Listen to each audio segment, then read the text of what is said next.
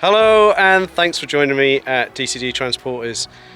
Well, what have we done? Come and take a look. What is this behind me?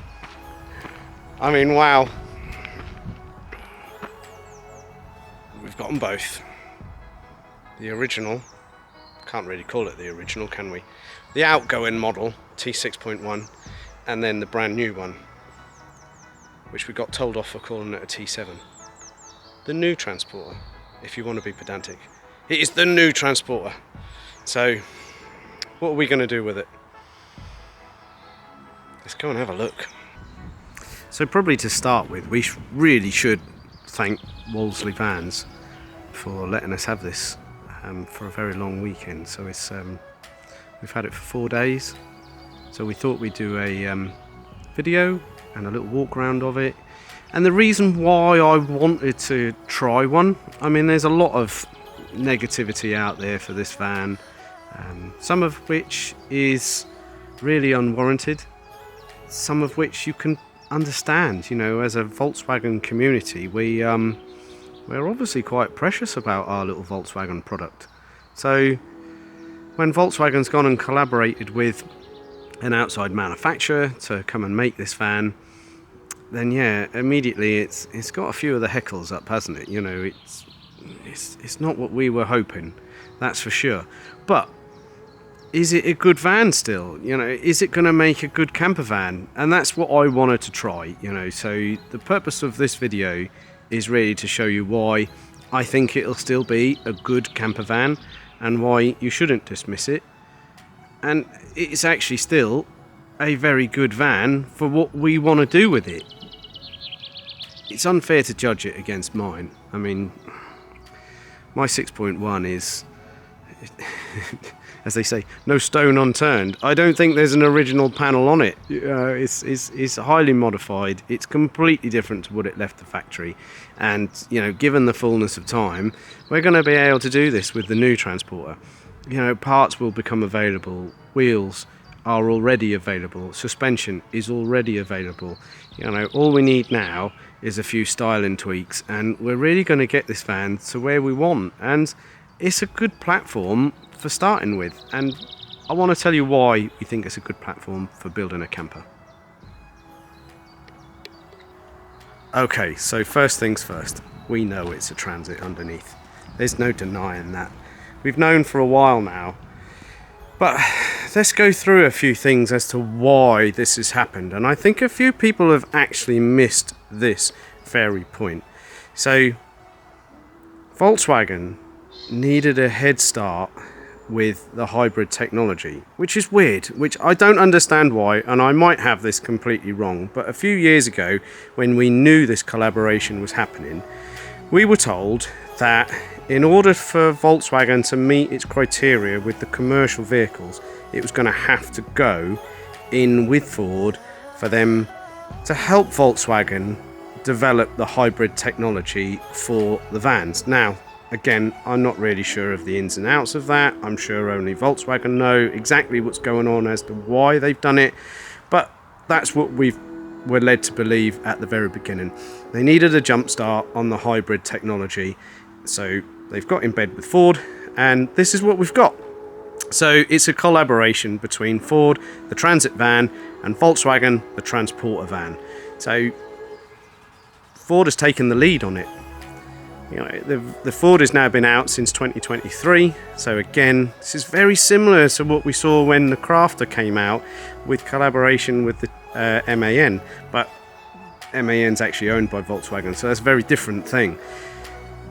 But the Crafter came out first, and then the MAN came out a couple of years later. I think that's in order to solidify the sales, and Ford being the primary manufacturer for this project, they've obviously done that to give themselves a bit of a leapfrog ahead of Volkswagen.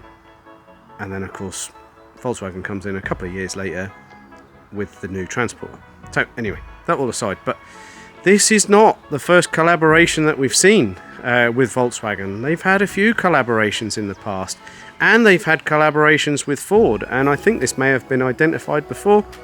And if you cast your mind back, you'll probably remember such things as the Volkswagen Charan. It's the same as a Ford Galaxy, which is the same as a Seat Alhambra. Obviously, that again was a Ford lead project. So Ford took the reins on that one, and then Volkswagen came in with a little badge exercise and then changed a few things to make it more Volkswagen-y. Whether that actually happened or not is by the by. Volkswagen collaborated with Mercedes with the first Crafter. So when the LT35 was dropped, the first Crafter that then came out was a Mercedes platform that Volkswagen then got on board with and then changed a few things in order to suit Volkswagen. Admittedly, they did put the engine from a Volkswagen in the Crafter, but it was all Mercedes electronics and a Mercedes body shell. So we're seeing something similar happen here. That's not the only collaboration we've ever seen in Volkswagen's history. I mean, you go back a few years, Volkswagen actually collaborated with Porsche. Again, slightly different because Porsche led some of the projects, but then also Volkswagen led some of the projects for Porsche. The 914 was originally supposed to be a Volkswagen. The 924 and subsequently 944, they were supposed to be Volkswagen projects. The 924 was an early Scirocco, but then Volkswagen pulled out of that and then made the Scirocco, so they went down a slightly different path. But those Porsches are full of Volkswagen parts. Now, that might not be a bad thing, as what it may be with Volkswagen using lots of Ford parts on this van. So, like I said, Wolseley Van Centre in Ipswich has given us this van to use for 4 days, so we've been driving it around. Duncan's taken it away for a bit. I've obviously used it for a bit, and now we're going to do a little comparison compared to the 6.1, my 6.1, and our general thoughts and feelings for this new Transporter. I don't think it's all bad, but look, come on, let's not sugarcoat this. It is a Ford product. You know, if you're used to a transit van, you know, for good or for bad, that may put you off or it may encourage you. You know, parts have always been cheap for Fords. That might actually help us in the future. You know, so the abundance of parts as well, that's also very easy.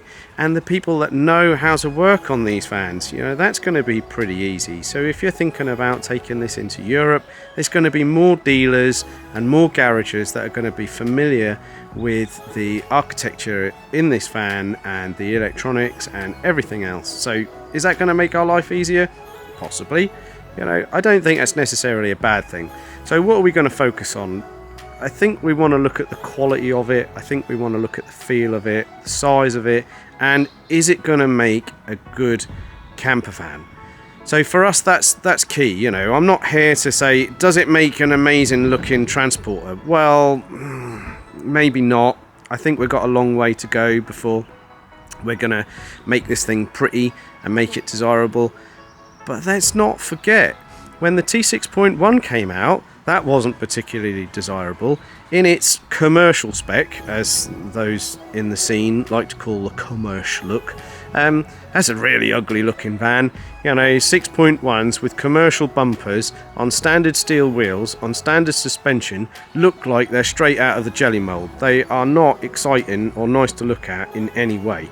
So realistically, is this van any worse? No, I don't think it is. You know, I think the commercial version of the new Transporter looks pretty bad, if I'm honest, and I think the coloured bumpers help a lot. You know, the coloured bumper on the front of this certainly helps a lot. Is it as pretty as a T6.1? Honestly, come on guys, that's subjective, isn't it? You know, beauty is in the eye of the beholder. And is this pretty out of the box? I don't know. I think it's okay, and like I said, I think the colour-coded version of it is actually quite reasonable. I do quite like it. I can see potential in it. Now, if you've got good vision and you can see potential in these vans, you can turn them into pretty much anything you want. You know, let's have a look at mine. Let's move over here. This is not a standard 6.1. You know, 6.1s are quite jelly mold looking. They are quite round. People didn't like them when they came out. They said they had too much grille, there's too much frontal area going on. People don't necessarily like the front bumper that I've got on mine, which is the Sportline style front bumper from Transporter HQ. There's a lot of grille going on there. It's very aggressive. It's quite angular looking. You know, people won't like my suspension. It's very low. You know, for us, I'm happy to live with that, but people don't necessarily like that look. They want to see it a bit higher. They don't necessarily like the 20s. So yeah, come on, it's all really subjective. I built my 6.1 for me. This is what I like. This is the look that I really enjoy. I like a lowered, modified looking vehicle. You know, if we get a new Transporter, we will do the same to that. You know, so it will be lowered, it will have big wheels, it will have spoilers on it, and splitters, and colour-coded grills, and gloss black bits. I think it could look really nice. There's loads and loads of potential for this, and I think with the collaboration with Ford, I think body kits and aftermarket parts are going to be abundant. So I don't think that's necessarily a bad thing.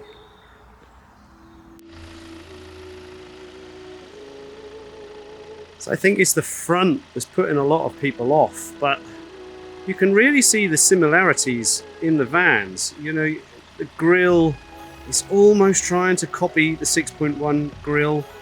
If the top piece around the badge wasn't closed in and it was all grille like it is on a 6.1, it would be very similar.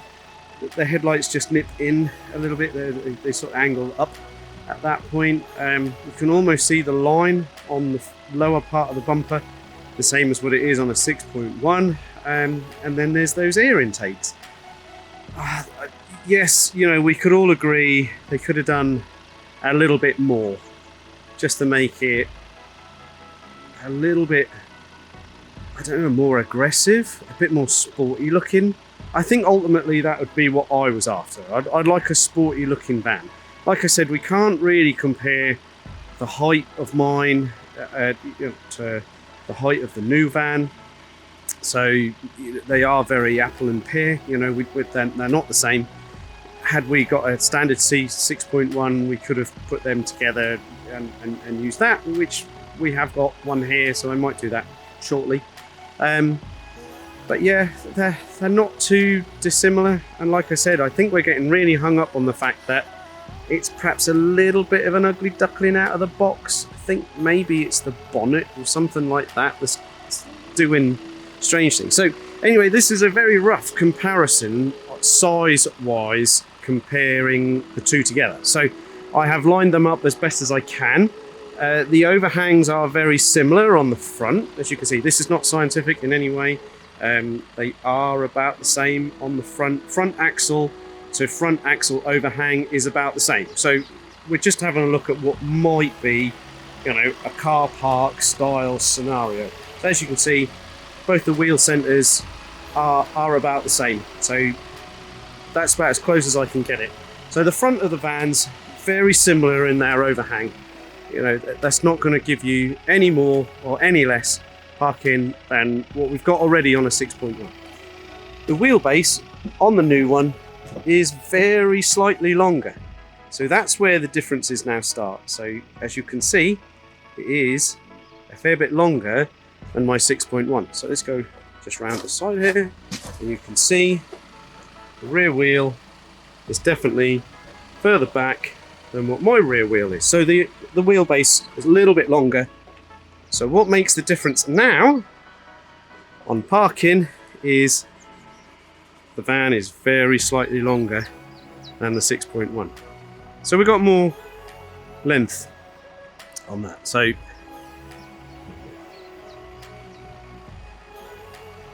roof's about the same in terms of where it starts, you know, and so I think when we fit a pop top, they're going to be about the same size as the outgoing Transit. So there's no real differences there. In fact, the outgoing Transit is a really good pop top, and it's a much bigger bed than what the Transporter is. So there's an advantage to that as well. Like I said, I think this is going to make a really good camper van. So from a camper van perspective, this little bit of extra space it's going to be really handy. So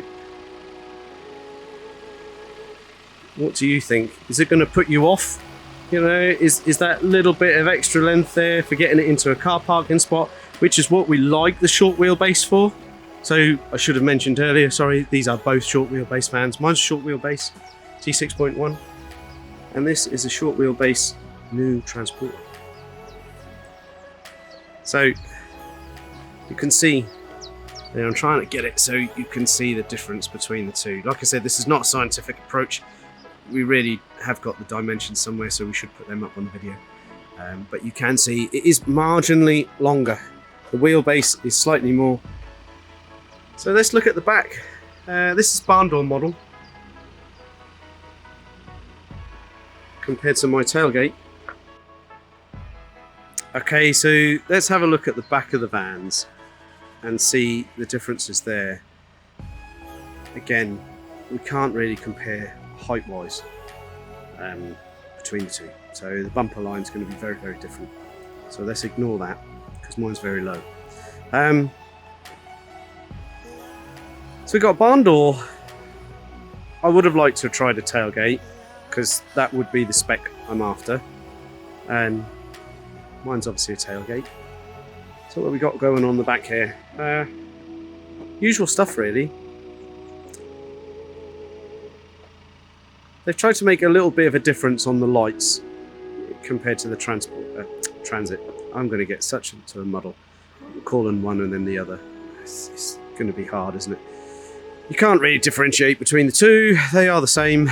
We keep going on about that. They are the same. So the actual shape of the lights is the same, but they've done slightly different things with the lights. So the lights are slightly different pattern, and then on this particular model we've got the Commerce Pro, and it gets these little coloured infill sections. So trying to make it look slightly different to what it actually is. But essentially, they are the same shape, size, dimensions as a Transit light. So that's going to be the same. You're not going to be able to take that away from it.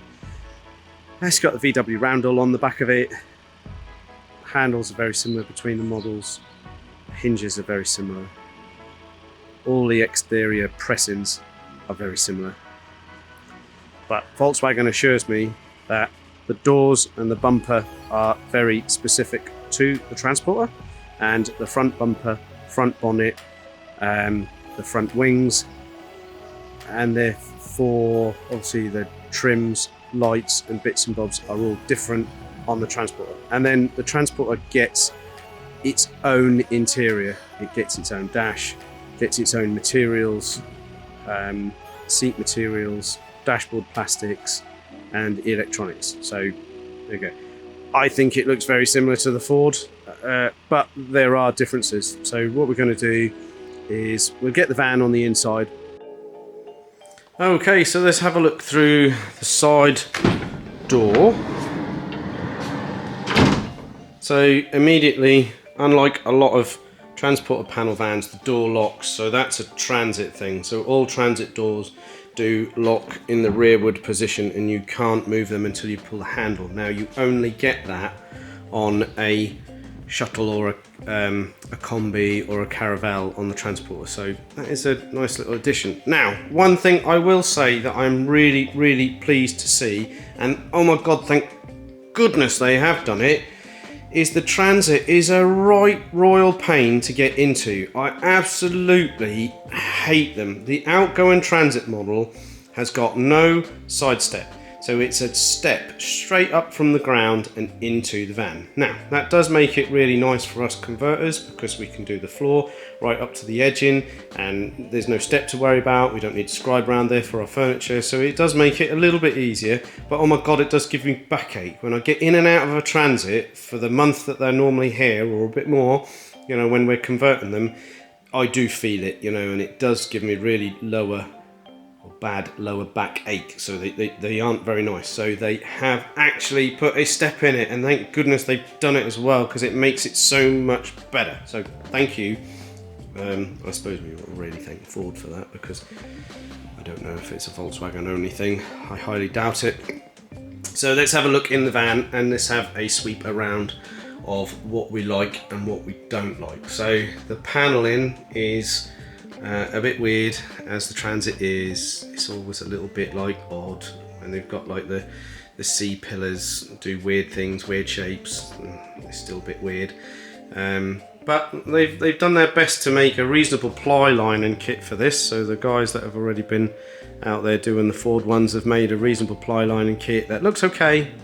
And the driver's side of the van doesn't get much of a wiring loom going up there. It's okay, so we can hide a lot of that. So that's sort of better than the outgoing model. There is some bits and bobs going on there. There's a little module up there for something and some wiring. But essentially the sides are quite flat. The wheel arches are quite narrow, so that's going to give you maximum space on the inside of the van, so that's quite nice. They've boxed these so you can't see them, but there is a curved wheel arch underneath that box, so fairly standard, fairly normal. The load lashings on a Transit, if you can see them, they are in the side here, unlike the outgoing Transporter which was on the floor. And again, there'll be another one over there towards the bulkhead, so you've got them on the floor there. Now if you're keeping your bulkhead, they do have this little load through hatch. Pull that open, so there's a load through hatch there. That's going to give you maximum length for getting really long items from the back of the van through to the front and utilising that space underneath the seat. So there is that.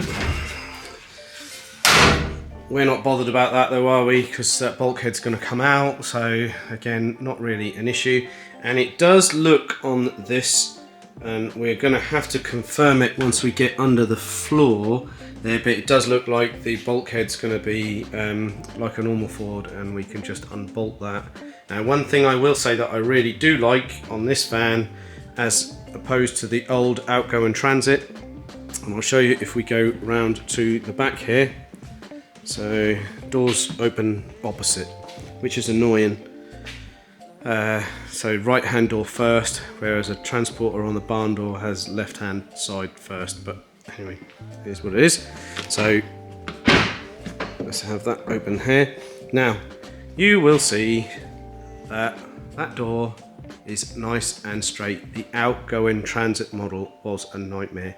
That's got a massive dip in it and a real curve that we then have to straighten out and make nice, so we can have a decent ply lining on that. I'll show you that on one of our other Transit videos that we're going to be doing, because we do have a Transit in here at the minute that we are converting. So no handle, it's a micro switch push button, so push that micro switch and then it opens the door.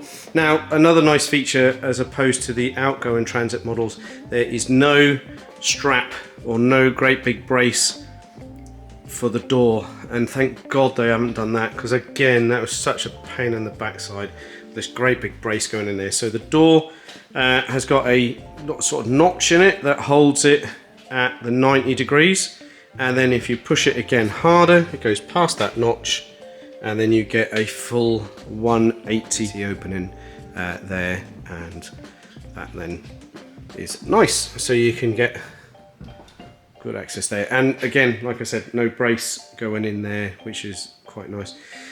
As standard, I think the Commerce Pro, which this one is, has got lots of extra lights, so you get 3 additional lights. I don't know why 3 and not 4. You get 3 additional lights in the back there, and you get the 2 standard lights. You've got 2 standard lights up here. Again, we don't know whether we'll keep them when we convert it. And there's also some sensors up here as well for an alarm. So okay, we're going to have to work that out when we start paneling these and converting them into day vans and panel vans into camper vans. Yeah, and then your threshold down there. I'm hoping we're going to be able to get a full length threshold like what we can for the outgoing model, so that should be okay. Jack's up there. We'll work out somewhere sensible to put him. I don't think he'll live there. Oh yeah, we've got lights on a switch here. Here they are. So there's the extra 2 on the back there. So we've got those are now illuminated. So you've got 5.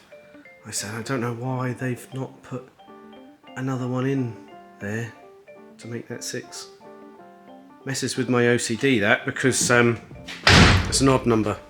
We like even numbers. Anyway, so there's that switch. You can turn those lights on and off via that. You've got another possibility for a switch sitting there as well. So that's the back of the van.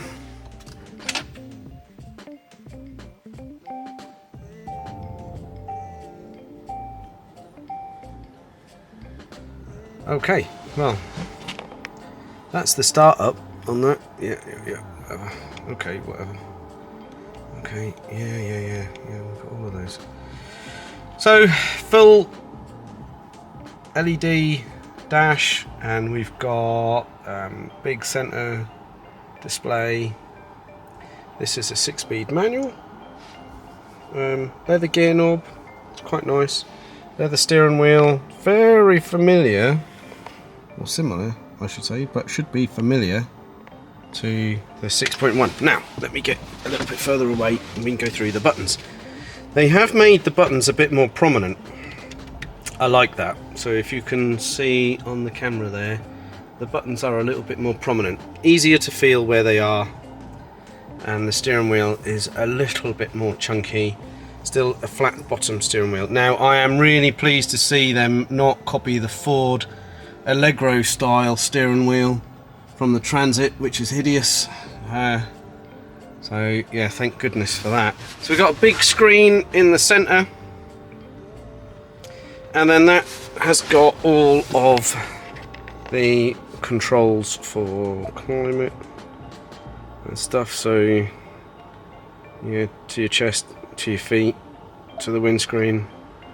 Yeah, all that happening there. You can max air con, you can turn recycle on, fan speed, you can use your finger to sweep up and down, like that. Heated mirrors you can turn off and on here, heated windscreen you can turn off here.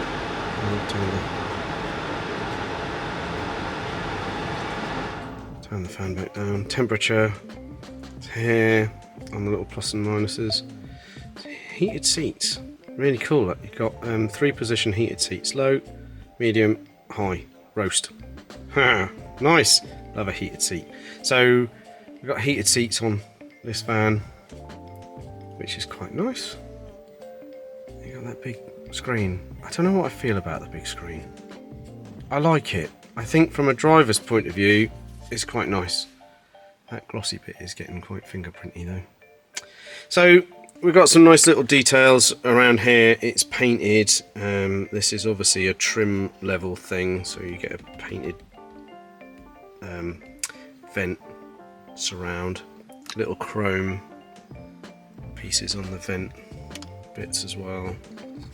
Electronic handbrake. Now, I do really like the electronic handbrake on a van, because it does mean you don't have the handbrake in the way when you swivel the seats around. It's brilliant, and of course then you're not going to get in the way when you're moving from the front to the back. So if we were to get one of these, we'd definitely spec it with the 2 single seats.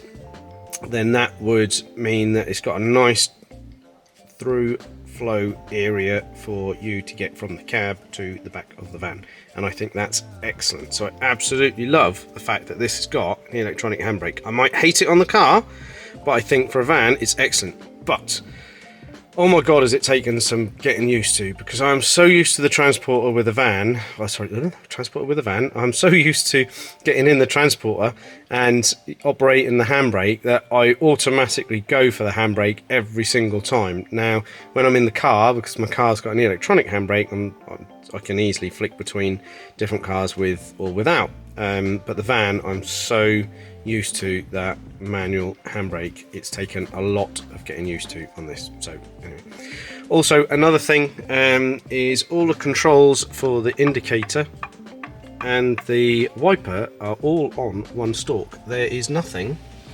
on the other side. Now, VW tells me that's because when the electric version comes out, that's going to be the drive selector on the right hand side of the steering wheel. So everything that you need is on here for, let's get that in there, wipers and indicators and your main beam and dip beam and all of that. Yeah, there they go, they're all doing their thing. Right, so, and then you got washer bottle or washer jets on the end of the stalk there.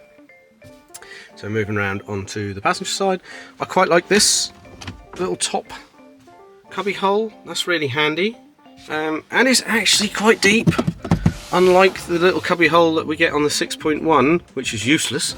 This, I mean, you can see my hand disappears in there quite significantly.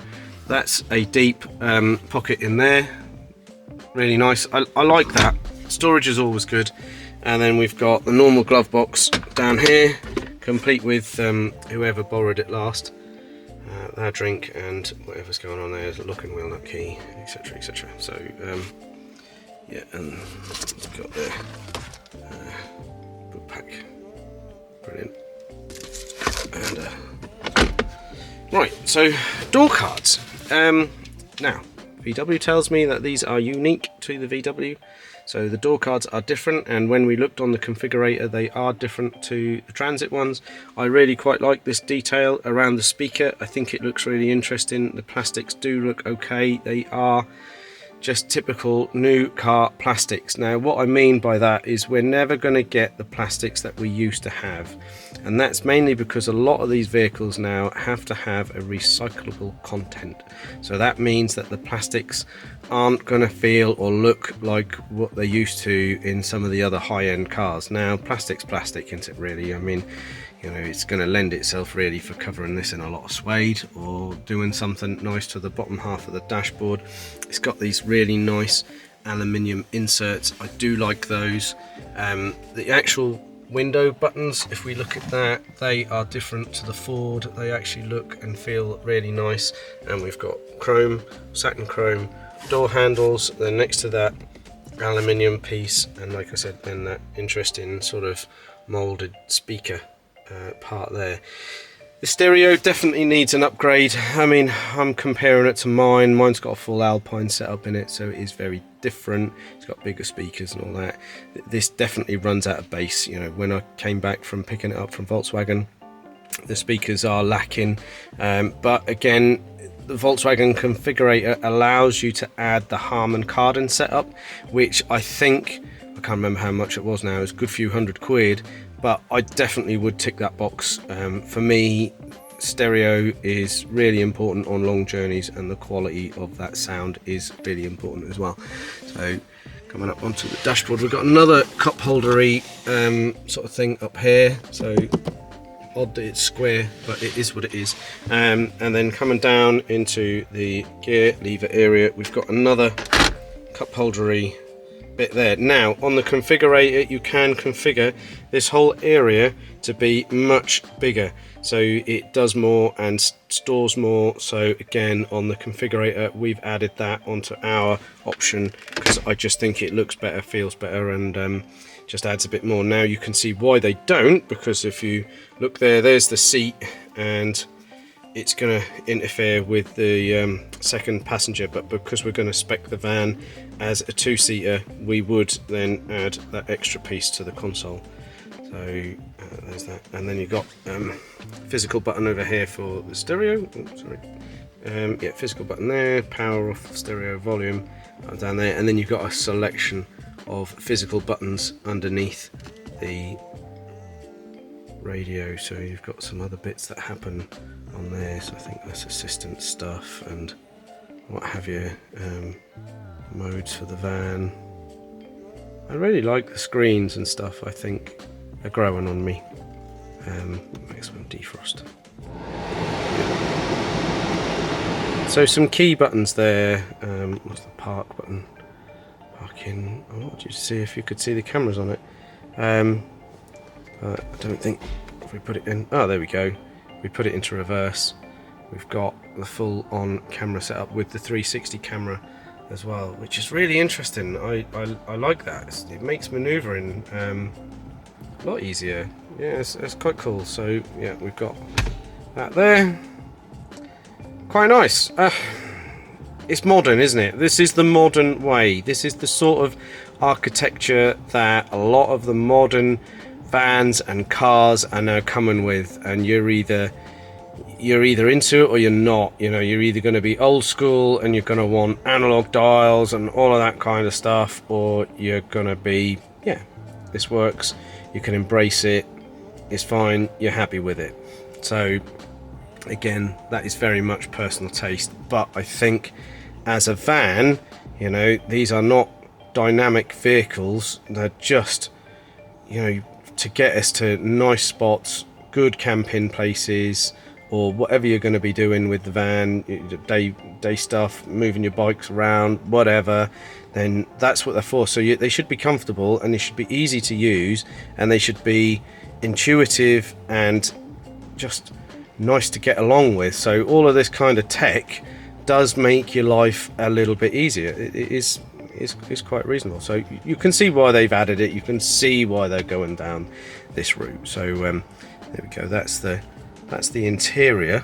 We'll just have a look at the top there. You do have a sunglasses holder, microphone on the top there for the hands-free, usual sun visor. Do note, unlike the Highline models in the outgoing Transporter, there is no mirror here, so you cannot check your hair or your teeth on the way to wherever you're going. There are airbags in the top here, not really sure why. And then you've got a couple of lights, your usual SOS feature and airbag telltale. No mirror for the passenger either. I wonder if this is an option, because it's a bit weird. You don't get a vanity mirror unless we're not allowed to look at each other now.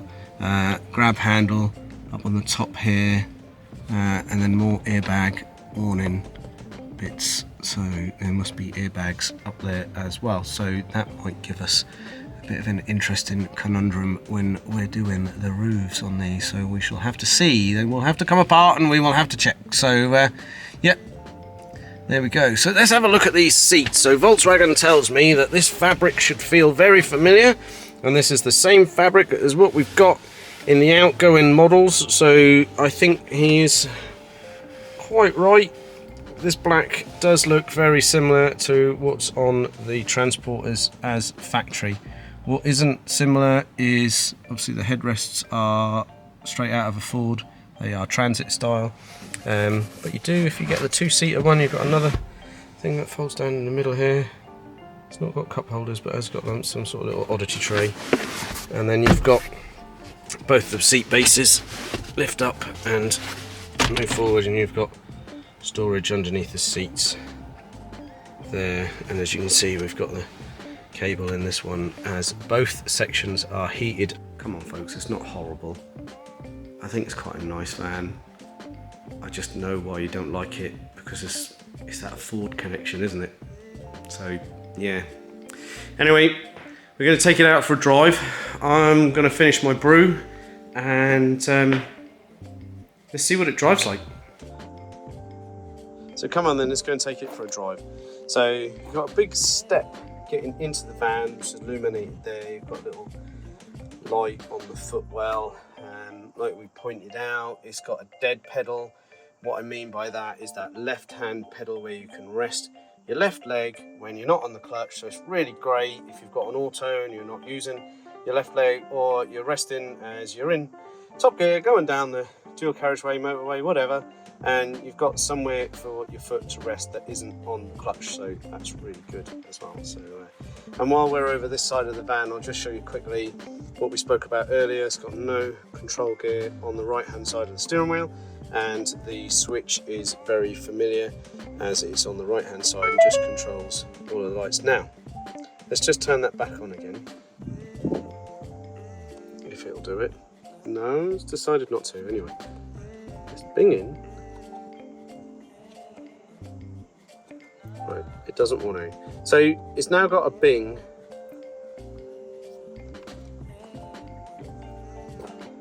It's decided to stop. Anyway, so some of the noises on this van are Volkswagen noises. Some of their bing bongs. Others are Ford, and that's really annoying. Come on, Volkswagen, I can't believe you didn't engineer your own sounds and you've used the hideous Ford ones. So I will get a bit ranty about that. But anyway, let's go and take this thing for a drive.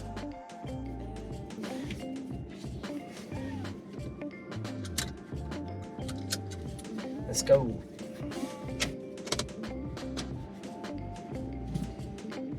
Although it's got armrests, and I'm happy that it's got armrests, it's on these ratchets. It's okay, but I like the twiddlers. Anyway, because then the twiddlers always go back into the position that you had them last, which is nice. But it is what it is. I nearly went for the handbrake again, did you see that? So I must remind myself, electronic parking brake, so it's here, in front of the gear lever. It's all right. So let's go and have a little cruise about. So it is a panel van. It's got hardly any soundproofing in it. It desperately needs soundproofing. I think that would be one of its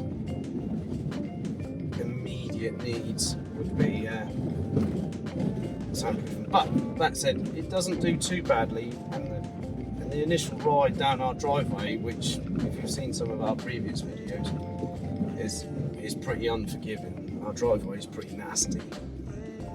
So it's a good test for all the suspension on all of the vans. So let's get out into somewhere a little bit nicer. So 6-speed manual gearbox on this one.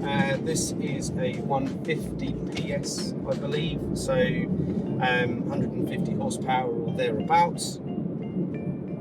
So it should be plenty quick enough. Got some random bing bongs. That's the indicator bing bong. That one's not too bad. Like I said, I don't know why Volkswagen hasn't engineered their own noises and sounds. But anyway, let's forget about the noises that the indicator's making. I don't think the indicator's a bad noise, that's okay. It's the warning noises that I think they've forgotten to change. So a lot of the warning noises are they're Ford noises, not Volkswagen noises. So there's a lot of tech going on in this. We've got lots of screens to choose from. But as far as driving goes, it's quite quiet.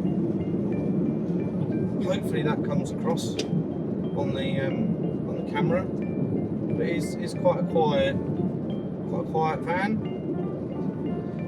I think, considering its lack of soundproofing, there isn't a lot. There's a few bits that obviously make a little bit of difference, but considering it hasn't got that much soundproofing, I think that actually it's very quiet for what it is. So yeah, brakes are really good. Power low down is really nice. It's got quite a lot of power low down. It's really torquey. So as you're accelerating and getting up to speed, it's really quite punchy. It sometimes lacks a little something on like higher speeds. So between say like 40 and 50 mile an hour, it's quite flat. It's not got a lot of urgency. And that's the sort of speed where you want to be getting up to speed, coming out of slip roads and things like that. So that's been a little bit disappointing so far, considering this is a 150 and it should really get up there and go. It doesn't really, but is that a modern thing? I think also we've got to assume that these are going to be a nightmare, if not impossible, to map. So they're not going to lend themselves to being able to be tuned. A bit like the T6.1, they're a nightmare for tuning. You can't really do a lot with those.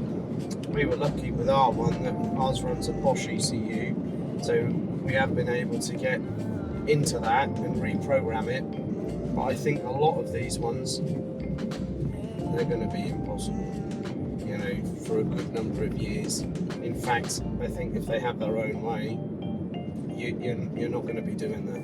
You're not going to be able to map these anymore. So I think we've got to assume that you can't. So therefore, buy what you want. And for me, I'd even go so far to say that if we were buying one of these and we were going to run this for the long term, I'd go and buy the most powerful engine that we could, because the throttle you can modulate, but you can never get more of it. So I'd always want to know that we had a bit of extra power when we needed. So I think the highest output they do on one of these is a 170. So it would have to be a 170. So getting up to 30 mile an hour, just coming out of that junction, it's got loads of power, loads of push to get you up to speed. That bit's really nice. Then just gets a little bit flat, like I said, a little later on, when you're trying to accelerate between, say 40 upwards. You really want a little bit more grunt going on than what it's got. But that's just come out of the speed limit. If we accelerate now, it's getting up there. It's not too bad. It was pulling okay. I think a lot of these vans, and like a lot of the modern cars, when you're on a partial throttle, they do seem a lot quicker than when you go full throttle. There's not a lot of difference between 3/4 throttle and full throttle. The way that the throttle pedal is actually calibrated and I'm going to use the word mapped, means that it's not a linear pedal like what you'd think. You know, it's not connected by a cable anymore. It's all electronic. So a lot of the pedal happens within the first sort of half of the travel. You know, that's what all of these cars and vans are engineered to be like. So the first half of the throttle, it really ramps up really quickly, whereas the last half of the throttle isn't quite such a steep curve anymore. So we've passed the transporter going the other way. They did not wave. Is that a bad thing there? I'm not really bothered about the waving. There was absolutely no way I think they were going to wave at us. So, yeah, not a bad thing, not a problem. Just a lovely Mark 1 Golf GTI's just gone the other way. What a treat. Proper Volkswagen. I enjoyed that. A-Reg, might have even been a campaign. Yeah, it's Sunday. The weather's been absolutely glorious. We went to a car show this morning and loads and loads of people out enjoying their cars. It's just been a fabulous day, and that's just everything that epitomises Volkswagen has just gone past us in the other direction. Those of you that know me and have been to the workshop know that I've got a Mark II Golf GTI, and it is my favourite little thing. Absolutely love that car. It's just an amazing, amazing little car.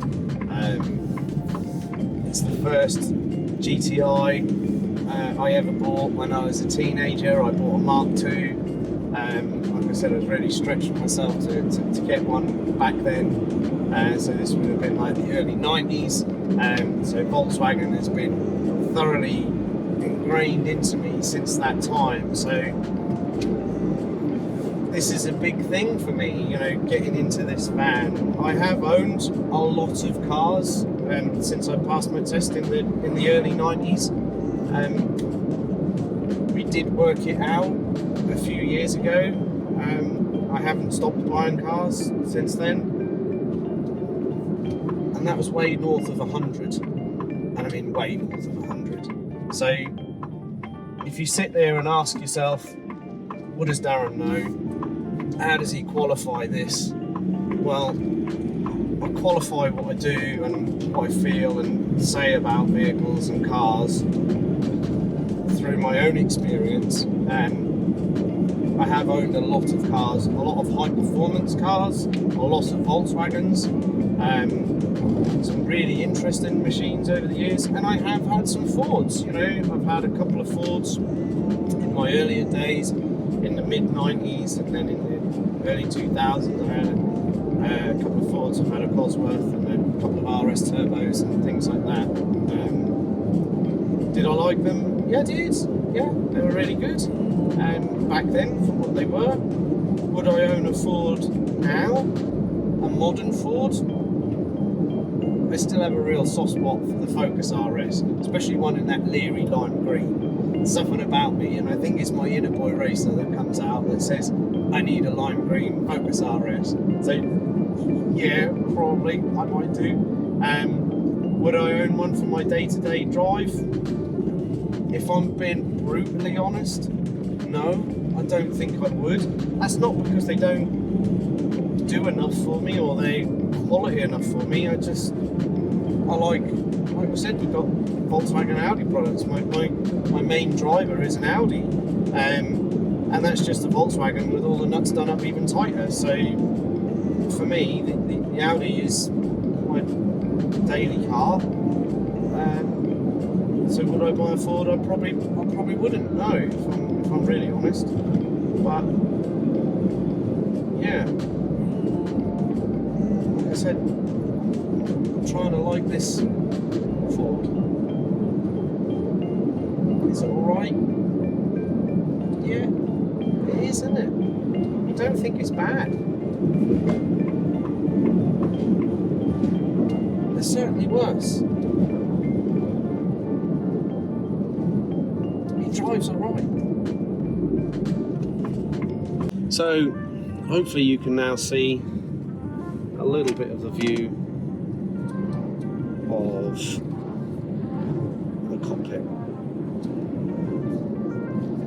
So all the controls, like you'd expect, very 6.1-esque. So we've got cruise on the steering wheel. It's nice. Physical buttons, thank God for that. Because some of the earlier Volkswagens with this sort of style of steering wheel then came with the haptic feedback buttons, which where this bit is completely smooth and you've just got little touch buttons on there. Well, they're rubbish. Physical buttons, that's what we want. And these are nice, and they are a little bit more touchy-feely than what even a 6.1 is. So they're pretty good. So I like them. So that's nice. That's okay. So good improvement there. So let's pick up the pace a little. So gone into a 50. So that's fifth gear accelerations. Not amazing.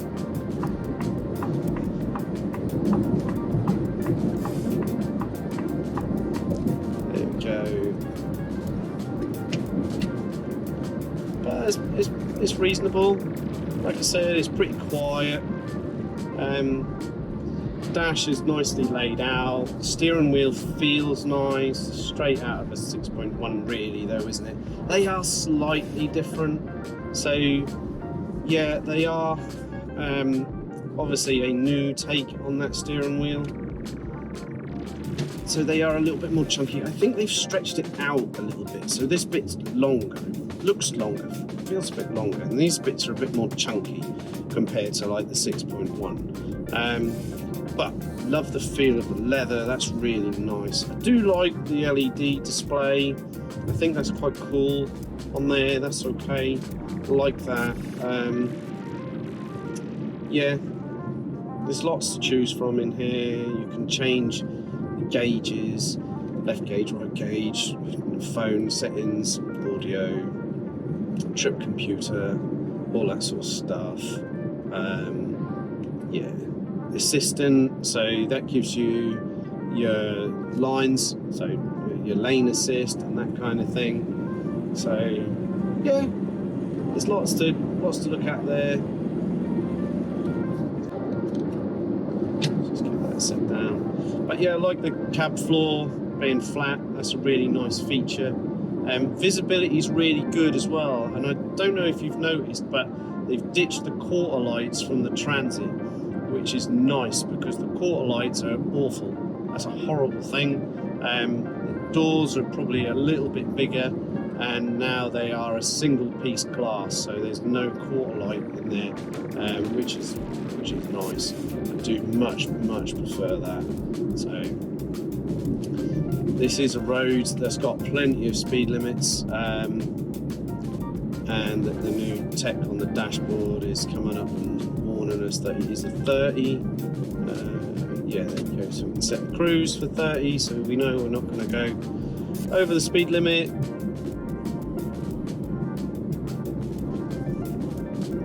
I think the actual van is quite nicely damped, so the dampening of the suspension is quite compliant. It feels nice. It certainly rides better than an empty old Transporter. So the old 6.1s, 6s, 5.1s and 5s, they used to ride really harsh. They were not a nice thing when they were empty. The suspension was really too harsh for it, really firmly damped. It's like Volkswagen had set it specifically for a full load, and if you didn't have a full load in the van, they would be quite a harsh thing. They wouldn't be particularly nice. So these are certainly a lot better. I think the drive is better. It's a lot more compliant. I think the damping is actually quite nice on the van. It's really sort of planted, but at the same time quite absorbent of like all the nasty bumps and potholes that we've got. Yeah, so that's fourth gear from 30 to 50. Quite reasonable. Come on, set that, go, and then we go into 6 without having to use the throttle. So it'll keep the cruise control on, so that's quite nice. But yeah, it's pretty quiet. I think the lane assist does interfere a little bit, so we are getting a little bit of feedback on the steering wheel. If on a country road you do stray, you know, and the white line sort of either disappears or reappears, or there's a false line on the road, you know, it does then try to it's braking that it's telling us there's a sharp corner. But yeah, that's quite clever. So it says sharp corner, so it reduced the speed by 5 miles an hour. That's quite cool. So yeah, it's new tech, isn't it? If you like the new tech and you're quite happy with that, then yeah, it's pretty good. Again, it's slowing us down. It says that there's a corner coming up on the dashboard, and then it's sort of accelerating then in a bit of a weird place. But yeah, that's okay. Let's see what it does when we come into the 30, because there's a 30 limit and then a tight turn immediately after that. So I want to see if it is going to start to slow us down. It is, so it's now starting to brake. It's now got us down from 50 into 30. Cruise controls dropped to 30 miles an hour. I've literally not touched the pedal. It's really interesting that the cruise has automatically knocked us down once we're in the speed limit. It slowed us down for the corner. Tech is impressive. It's slowing us down again because it says that there's a sharp left-hand bend. It wants me to change gear. So interesting. Let's go down into 4th for it. I think it's turned the cruise off. Right, so that didn't quite work because I was hoping it was going to actually turn the cruise control off at that point. See if we can hit resume. So resume, back to 30. Let's see what it does when it gets into the national speed limit.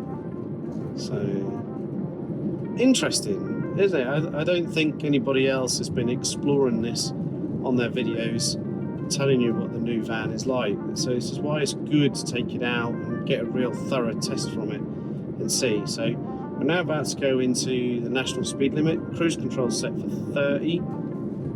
It now is accelerating up to 50. That's pretty good. So it wants us to change gear again, accelerating through. That's pretty good, isn't it? So it's now got us up to 50 miles an hour. It says that it's 50. We can now go into 6th gear. It's a really interesting feature. We're not that far away from autonomous driving, are we? And that really upsets me, because autonomous driving is not what I want. You know, we've got things like self-driving Teslas and all of the other dishwasher style appliances that really turn me off as a driver. But unfortunately, I think with the way the roads are now, and you know, the way that we're going, is we are going to end up with more and more of this tech coming in that controls us, and the art of driving is being lost. But are we safer? Is this van going to be a safer van for not only its occupants, but for everybody else around it? You know, it's a really interesting thing, because we have a duty of care for everybody, not just for ourselves, and the manufacturers are the same. Not just for the people that are in the van that they're trying to protect, they're trying to protect you as an individual, as somebody else driving. I tell you what I don't like, though, that is in my line of vision and is really spoiling my line of vision, is that we've got a FOMOCO badge in the window for everybody to look at as we're driving along. So it's braking again, it's got a roundabout, it knows that we need to slow down, it's binging to me. Let's see what it does when we get to the roundabout. What's it going to do? I have not touched the brake or the accelerator. The best system for this used to be Volvo. So I've had a couple of Volvo trucks that, oh, it doesn't like this, still thinks we're on the roundabout. Right, let's see what it does. 50 mile an hour again we're allowed. I have not touched the brake or the throttle pedal since we came into Euston, which was that other little village that we've just gone through there. Anyway, so like I was saying, so the best system that I've experienced with adaptive cruise control and braking and things like that is the system that's in the Volvo. The Volvo system is literally second to none. It's so good, and that's my benchmark to compare everything. Their intelligent cruise control, adaptive driving, they have a program called IC, so that's I-SEE, so C as in vision, and that is a fleet-based program. So when one vehicle goes somewhere, it then maps that journey out, so when the next vehicle goes there, it doesn't have to be the same vehicle, it can be another vehicle. It then knows the topography of the land, so obviously all the hills, all the valleys, all the climbs, all the descents, the corners, the speeds, everything like that, and it maps it into this system. It then tells the next vehicle that goes down there what to expect. So it knows as you're coming to the crest of a hill, it can back off the throttle, so it's being the most efficient that it can be. And that's a really clever, really intelligent system that uses adaptive cruise control, mapping, so all your sort of like Google Map based sort of systems, and it works incredibly well. It's a really amazing system. So I compare everything to that, and this is really good. I like it a lot. So it's keeping us to the speed limit. I did then use the throttle as we came around the cyclist, so just to give us a little bit of power to pass him before anything else comes the other way. But essentially, I think the driving experience on this is really good. I like it. You know, it's got enough control. It's a bit rolly on the roundabouts, I'll give you that. You know, it does want to roll a little bit, but we are on quite tall tyres, standard wheels, standard factory suspension, and we've got absolutely zero weight in this whatsoever. So it is sitting quite high. Obviously, if we were to get one, we'd look at lowering it straight away. And another interesting thing on the configurator is there is an option for speccing 19-inch wheels. Well, that's the biggest wheel that's ever been available from the factory. As far as I know, all the outgoing 6.1s, the biggest wheel you could have from the factory is an 18. So we've actually got a bigger wheel now available from the factory. So a 19-inch wheel as standard, well, not as standard, as an option. And that's amazing. So that's really good. So again, if we were configuring one of these vans, we I am going to interfere with this at this point because the corner's not really that bad. So obviously I know the road a little bit better than what it thinks, so I am going to interfere and push the throttle just to get us through there a little bit quicker than what it thought we could have done. So, but again, you know, it lets you interrupt what it's doing, so that's fine. So anyway, back to the wheels and tyres. You can configure this with a 19-inch wheel and tyre, which I think is very interesting because that system has never been deployed before, or system, sorry, that wheel has never been deployed before on a transporter. So they've obviously tuned the suspension in a way that they think a 19-inch wheel is going to be able to work.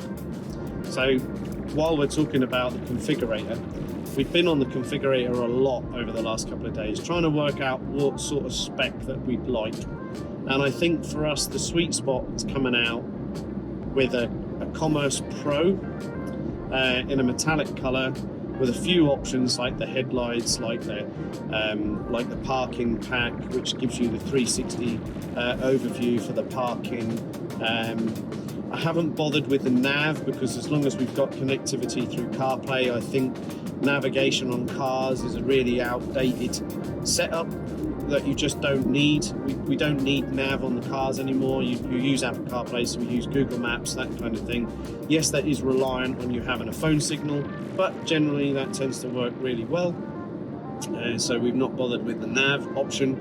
But we did then pick the 19s. We picked single seats up the front. We picked a tailgate option. We picked the delete bulkhead, and it's coming out at about 50 grand. That's a 150 auto, I think it was, or it might have been a manual, I can't remember. But I think we wanted the auto, but I'd really like to try one before we commit to buy an auto version, because it is going to be what we'd affectionately call a slush box rather than a twin clutch box like a DSG or anything like that. So it'll have a torque converter. It's an old school manual, old school automatic gearbox, but they can be very good and they are really smooth. So the old autos were a really smooth gearbox, so it might be pretty good, but we just want to try it just to make sure that we'd be happy with it if that's the route that we were going to go down. But like I said, it's coming out at about 50 grand.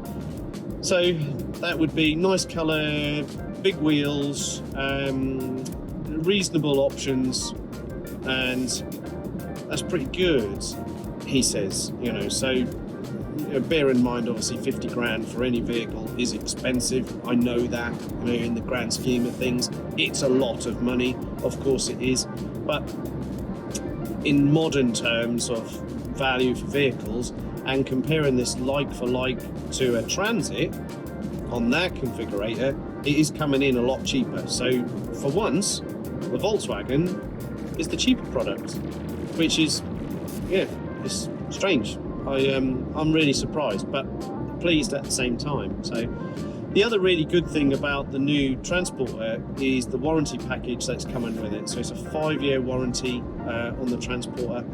It's a 5-year breakdown, and I think it then includes 2 other MOTs.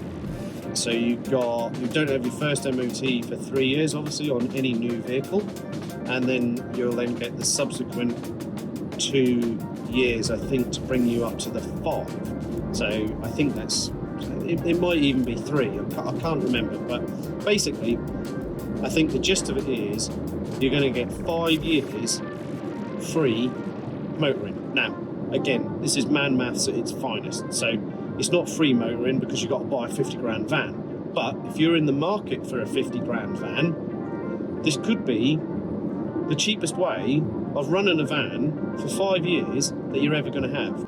If we were going to go for it, it's got to be one of the things that's going to sway you into wanting to buy the Volkswagen Transporter as opposed to the Transit. There's going to be loads of opportunities for changing the styling on this van.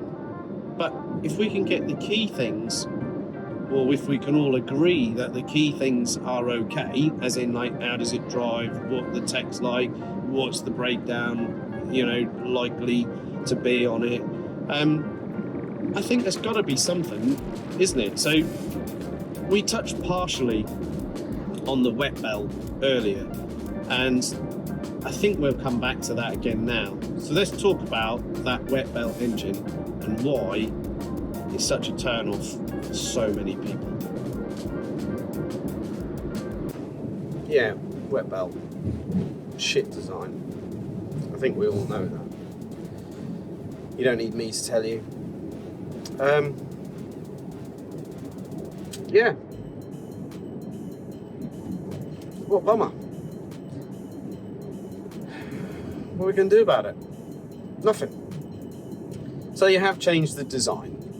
So we've been assured by VW that the new engines have an improved wet belt, and it is no longer the environmentally friendly wet belt that it was, which lent itself to degrade quite quickly. So it is now one that's a lot tougher and a lot less environmentally friendly. So should we be pleased with that? Yeah, probably. We should be pleased, shouldn't we? Because if it means that the engine won't destroy itself, it's got to be a good thing. Is it good for the environment? Maybe not so much. But then, not a lot of these vans are amazing for the environment. What's good for the environment is that the vans actually last a decent amount of time. That's the best thing for the environment, that we're not scrapping these vehicles. So we need vehicles to last. If we've got vehicles that last, then that's better. You know, so in the grand scheme of things, that belt might not be brilliant for the environment, but it's keeping the van going. So in a backwardsy kind of logic, it's better, because the van lasts longer. We don't need to build a new van. They're saving precious materials by not having to keep building vans. But manufacturers are going to do that anyway. They're going to keep building vans. So there's only so much that we can do to make us less environmentally impactful. So I think I'd rather that the van stayed going and the van kept working. And if that's to the detriment of the biodegradability of the old wet belt, then I'm afraid that's tough luck, isn't it? Let's have one that stays together and doesn't destroy the engine. So that's got to be a good thing. So Volkswagen has said that these newer engines have got an improved wet belt design, and they're happy with this new design. So they're going to give you and me and anybody else that buys one of these vans, they're going to give you 5 years of peace of mind that if it does destroy itself, well then Volkswagen's got to put it right, haven't they? You see how it hustles down the road. There's a bit of residual engine noise. What's it like? What's it like doing sweep events? Oh, it's wallowing. The electric steering. Oh, it's not a sporty van. I can tell you that right now. It feels lively. Yeah, we're not pushing that hard. I really do. It's not. It doesn't give you the greatest of confidence, I'd say, if you were ragging on. But yeah, it's okay. It's like any.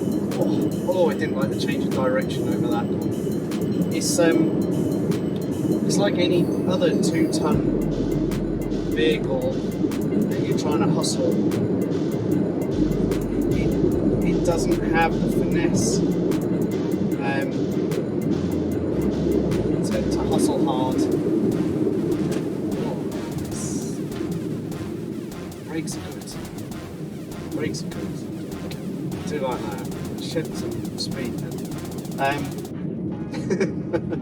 You're not going to drive it a while. I hope you don't drive it like that. It felt very light on the back. Definitely felt like if you were really pushing on hard, you could get yourself into a bit of trouble with a bit of lift-off oversteer. I'm sure the computers would come and interfere and gather you all up and make it right, but from a performance point of view, it would need lowering just to give it some control back. It's got a lot of it's got a lot of body roll,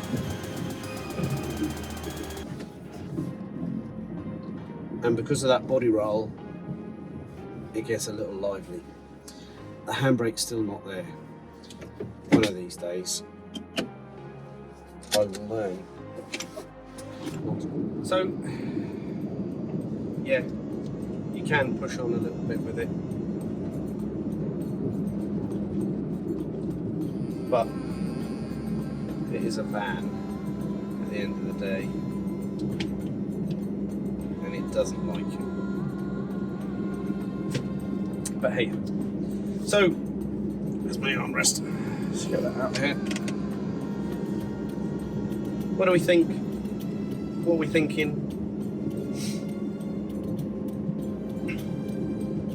As a van, I really like it.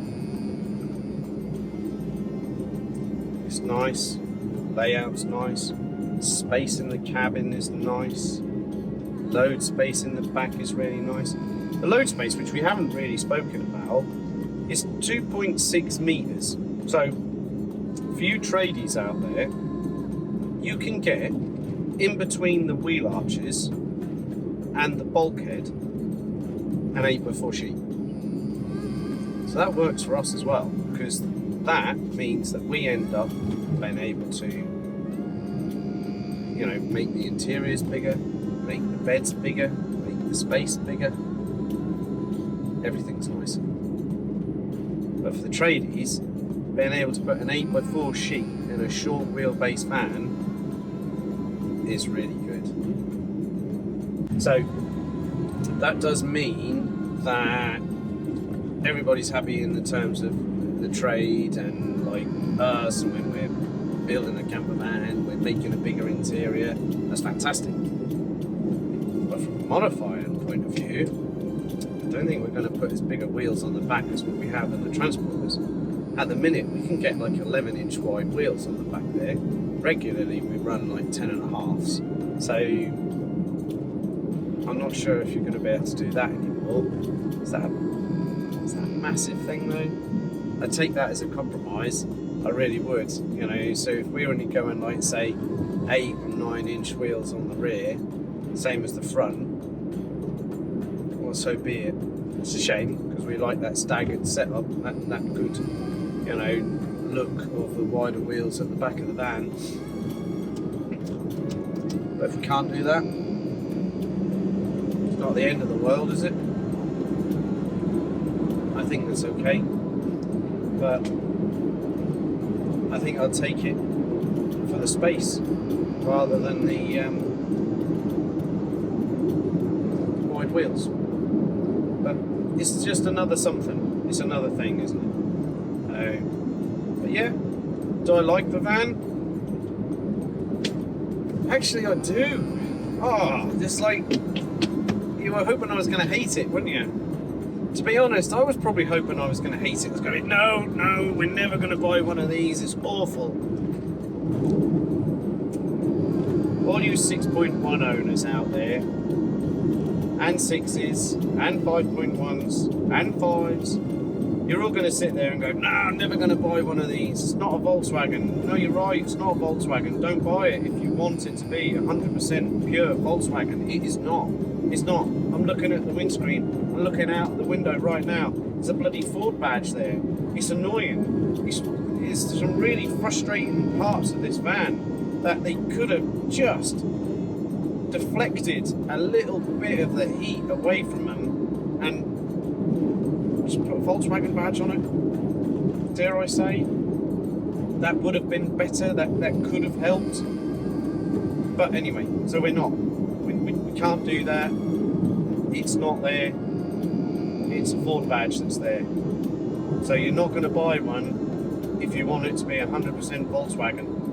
You're going to buy one because you're in the market for a new van. You see this all the time, and it's everybody online, and they still do it with 6.1s. Oh my God, look at this guy, he lives in dreamland. He wants 50 grand, he wants 60 grand, he wants 70 grand for his 6.1. Oh my God, it's worth 30 grand tops, mate. You know, all the Facebook market valuers come out to play, and they all think that they are the next Mike Brewer. You're not Mike Brewer. And even Mike Brewer I wouldn't trust with a valuation on a transporter. You know, it is what it is. The market is the market. If you're in the market for a new van and you want to spend 50 to 60 grand on a new van and you're happy to consider all sorts of vans, I'd consider this van. I can't see the outside of it from the inside of it.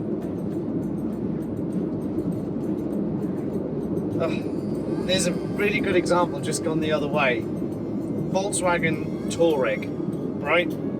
Hear me out. The first Touaregs onto the market were ugly as sin, and so was the Cayenne that they did the platform with. So Volkswagen and Porsche, when they developed that Touareg Cayenne platform, they were both horrifically ugly looking SUVs. They are not pretty. Now, over the years, they've polished it a little bit and it's come nice-ish for what it is, nice-ish. But it was an ugly thing when it came out, and we sort of tolerated them. And there's sporty parts available for the Cayenne to make it look a little bit better and make it look a bit nicer. But I'll tell you something, they sold a lot. Lots of people went and bought them. Volkswagen are not bothered if you sit there and tell me in the comments below you're not going to buy one. That's fine. It's not for you. It might have never been for you. It might have been 100% Volkswagen product, and you still wouldn't have bought it because you don't have 50 grand. And okay, that's me being a bit of a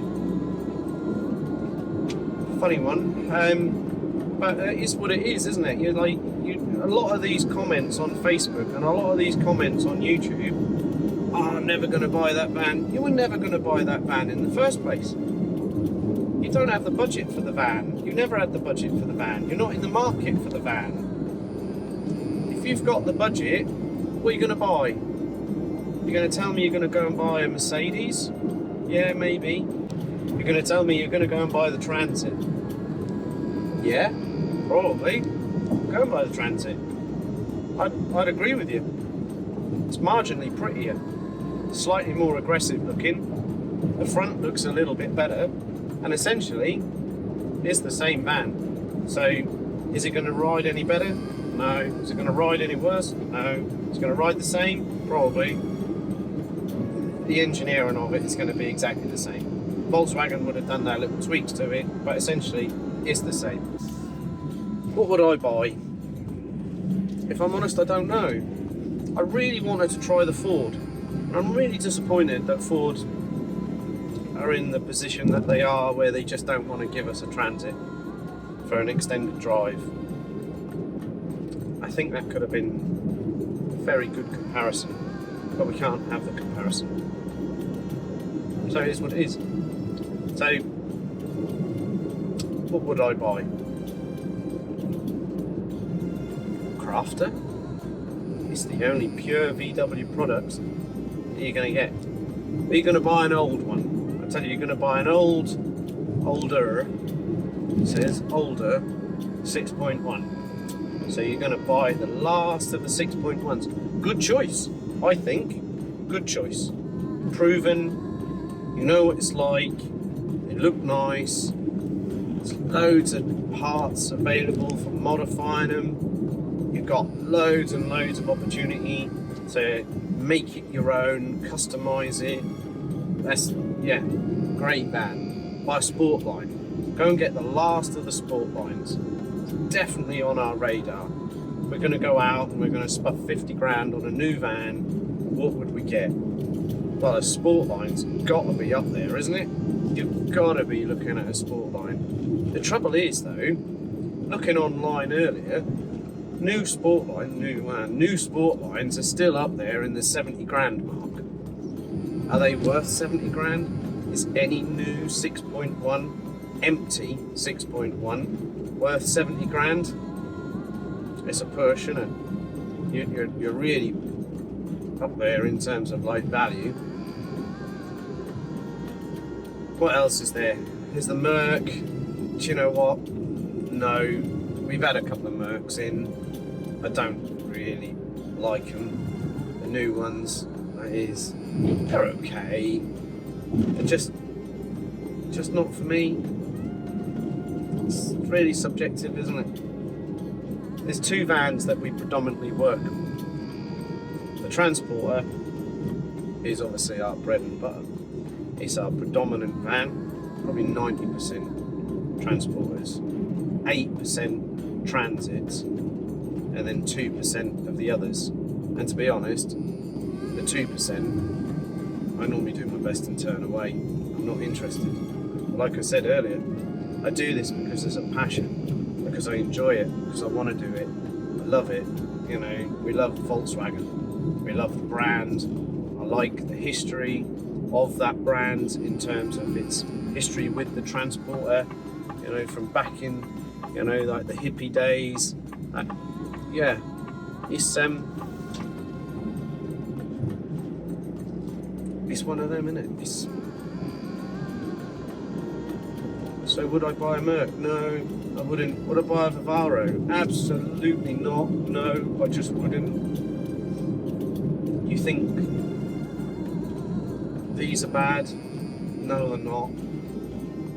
Would I buy a Renault? No. Would I buy a Citroen? No. You know, so it is. You've got a limited.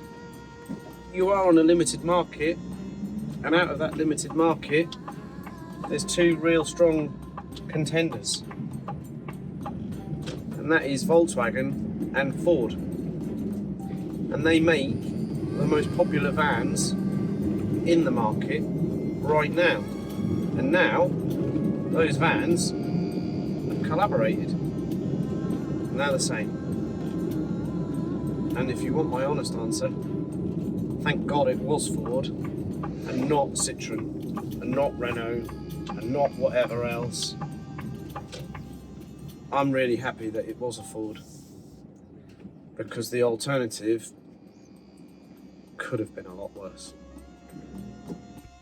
Okay, well that's it for our little road test out in the van, and that's it for this video on the new Transporter. What do you think? I mean, we know it's not a Transporter in the way that we wanted it to be. Gonna have to live with this now for the next few years. You might skip this generation of van completely, and for which I won't really blame you, but I think, I don't know, perhaps this is the last internal combustion engine that you're going to get available in, you know, a Transporter. The new ones may never come with that option. So what comes from here? I don't know. You know, let's hope VW go back onto their own again, and then we have a pure Volkswagen product. Is that new Volkswagen product going to be any better than what this is? Don't know. Again, you know, only the fullness of time is going to show us that. Yeah, is this a bad van? No, I don't think it is a bad van. You know, it's it's personal taste at the end of the day, isn't it? And like what I said earlier, there's going to be loads of people that are going to want to slag this off because they just don't like it, and that's fine. It's not for you. You don't like it, move along. You know, it's like I'm as gutted as the next person that this is not a pure 100% VW product, and I do think that's a shame. Will it stop me from buying one? I don't think so. Am I going to buy one? I don't know at the moment. You know, we've got our 6.1. We've still got loads of work left to do on that. It's never finished being modified, so we're probably going to do some more bits with that. We've definitely got some new bits coming up soon that we're going to put on it, so that's going to be really cool. So for the short term, we are keeping the 6.1. Would I buy one of these to convert? Yeah, I think I would, is the honest answer.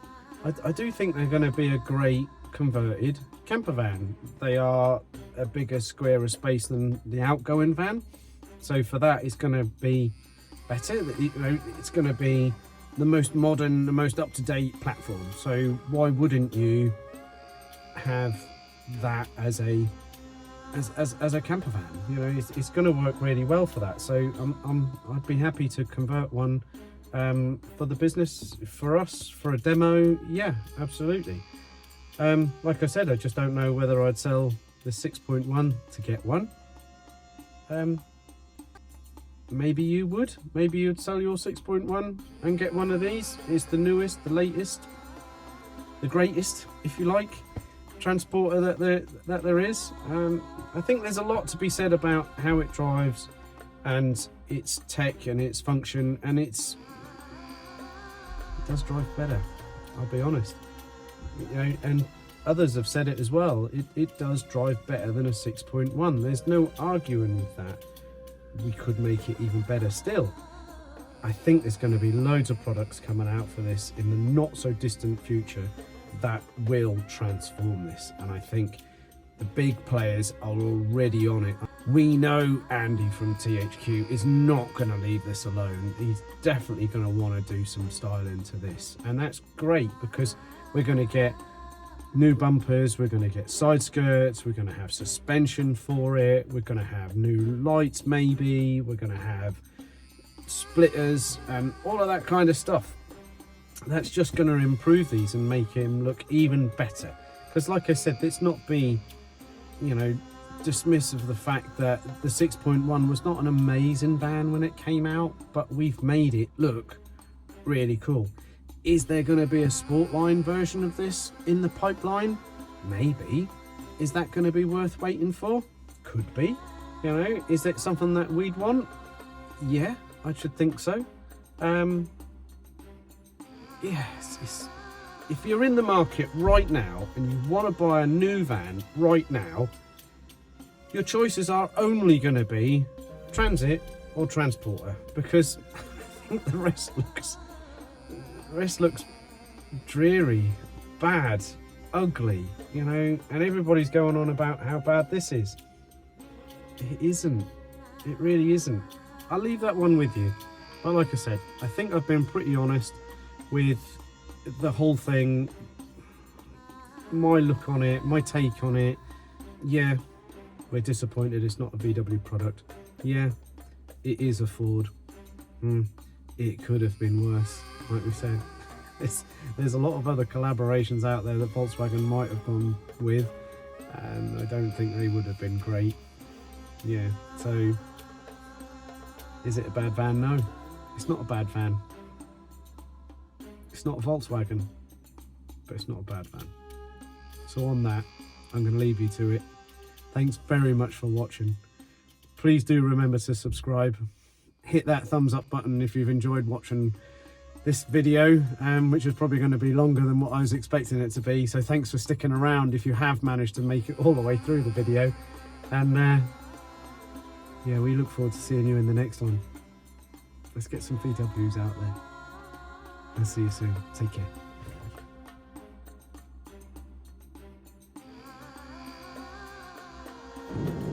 Can't keep your, well, you can keep your T6 forever, of course you can. I can't say that. I was going to say you can't keep them forever, but yeah, you can. But